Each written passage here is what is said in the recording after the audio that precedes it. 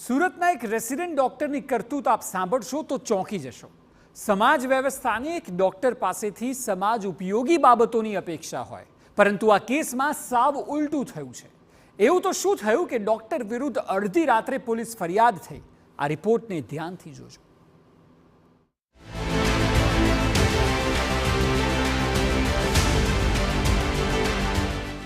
આ છે એક હોસ્ટેલ, અને જેવી તેવી નહીં, સુરત મહાનગરપાલિકા સંચાલિત સ્મીમેર હોસ્પિટલ અને તેની મેડિકલ કોલેજની હોસ્ટેલ। હવે આપને થશે કે એમાં નવું શું છે? સામાન્ય રીતે આ હોસ્ટેલમાં ભવિષ્યના ડોક્ટર્સ એટલે કે રેસિડેન્ટ ડોક્ટર્સ રહેતા હોય, એટલે અપેક્ષા એ હોય કે તેઓ અભ્યાસમાં અને પોતાની ડોક્ટરીની પ્રેક્ટિસમાં જ સમય વિતાવતા હશે। પરંતુ એક મિનિટ, જો તમે પણ આવું વિચારતા હો તો થોડા અટકજો। આવું બિલકુલ નથી। આપને જાણીને આશ્ચર્ય થશે કે એક રેસિડેન્ટ ડોક્ટર દ્વારા સેટરડે નાઇટ મનાવવા માટે હોસ્ટેલમાં બોલાવાઈ થાઈ ગર્લ।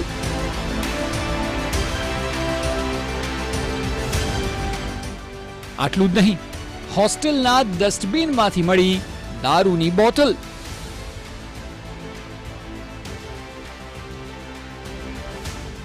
સવાલ એ છે કે આ હોસ્ટેલ છે કે પછી ડોક્ટરોના અય્યાશીનો એક અડ્ડો?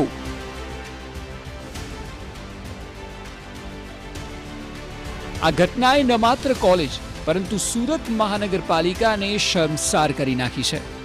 જો આખી એ ઘટનાની વાત કરવામાં આવે તો એક રેસિડેન્ટ ડોક્ટર વીકેન્ડ ઉજવવા માંગતો હતો। આ માટે તેણે હોસ્ટેલમાં થાઈ ગર્લ બોલાવી। હોસ્ટેલનો બોગસ ઉપયોગ કરવાનો પ્લાન હતો। જો કે તે પોતાના ઈરાદા કાયમ કરે તે પહેલા મામલો બહાર આવી ગયો। કોઈક બાબતે થાઈ ગર્લ અને ડોક્ટર વચ્ચે ઝઘડો થયો। ભાન ભૂલેલા ડોક્ટરે થાઈ ગર્લ પર હાથ ઉપાડ્યો। અસ્તવ્યસ્ત કપડામાં ગર્લ બહાર આવી। તેણીએ પોલીસને ફોન કર્યો। પોલીસે ઘટના સ્થળે આવીને કાર્યવાહી હાથ ધરી।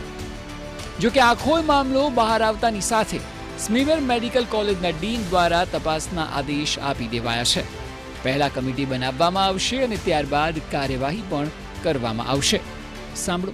कोई लड़के के साथ में वहाँ पे आई थी। उसके बाद में वो वहाँ से निकल के बाहर आई। उसने पुलिस को फोन किया, पुलिस वहाँ पे आई। पुलिस ने उस लड़के को फाइंड आउट करने की कोशिश की शाम में। देन उसके बाद में पुलिस ने उस लड़की को लेके पुलिस स्टेशन चले गए। ये मामला है जो स्मीमर के सामने भी आया है। उसके अगेंस्ट में जब जो भी कार्रवाई, जो भी स्टूडेंट इसमें दोषी है उसके अगेंस्ट में, और इस प्रोसेस में भी अगर कोई वॉचमैन या कोई वो भी है तो उनके अगेंस्ट में कड़ी कार्रवाई होगी। જો કે ઘટના અહીંથી અટકતી નથી। જ્યારે મામલો બહાર આવ્યો ત્યારે હોસ્ટેલની મુલાકાત TV9 દ્વારા પણ કરવામાં આવી। અહીં તપાસ કરતા હોસ્ટેલના બી બ્લોકના ગ્રાઉન્ડ ફ્લોર પર અમે પહોંચ્યા તો પાછળની તરફ નશાકારક પદાર્થો સહિતની વસ્તુઓ મળી આવી। પાછળની સાઈડમાં ઠેર ઠેર દારૂ અને બિયરની બોટલો પડેલી હતી। પાર્કિંગમાં જ અલગ અલગ જગ્યાઓ પર તપાસ કરવામાં આવતા સિગરેટના પેકેટ્સ પણ મળી આવ્યા હતા।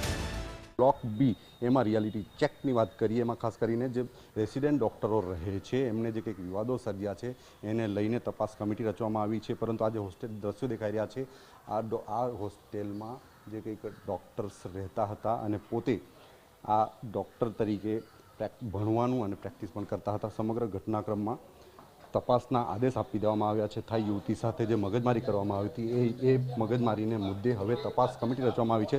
આ દ્રશ્યો દેખાઈ રહ્યા છે એ ડસ્ટબિન છે। ડસ્ટબિનમાં જે પ્રકારે સ્થિતિ નિર્માણ થઈ હતી એમાં કચરા પેટીમાં અનૈતિક કામગીરી થતી હોય એવું સાબિત કરતી જે કે કેટલીક વસ્તુઓ દ્રશ્યો દેખાઈ રહ્યા છે।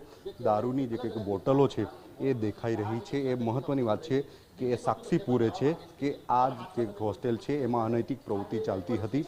અને ખાસ કરીને આ જે કંઈ ઘટના ઘટી છે એને પગલે જે તપાસના આદેશો આપવામાં આવ્યા છે, પરંતુ હોસ્ટેલ છે કે પછી અનૈતિક પ્રવૃત્તિનો અડ્ડો એ દિશામાં ખાસ વિચારવાની જરૂર છે।